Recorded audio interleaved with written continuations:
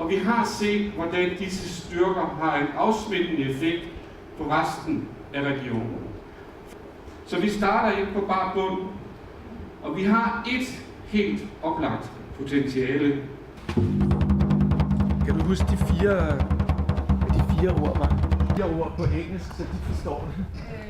Til action. Det er rød. Deltage. Altså, Ja.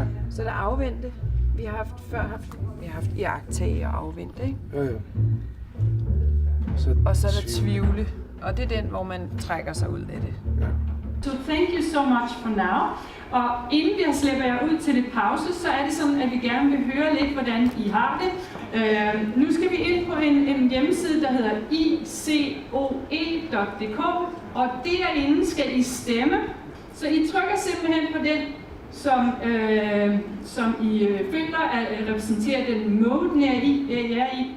Og der vil så være en Vi har en status her fra første måling, som hedder, der er målt gult mest, og derefter er der målt en del rød, altså folk tager action. Plus, vi har nogle tvivlere. And then Anticipation is afventer, we were agreed that we would play this. Yeah, but then we could like have, if it's like yellow with purple, then two of us could be doing participation and one person could do the doubt. Yeah. And sometimes you have to go one step back to go afterwards to forward.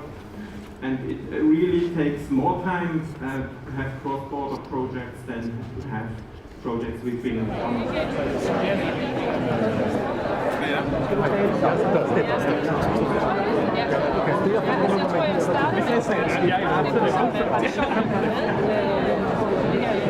bagage,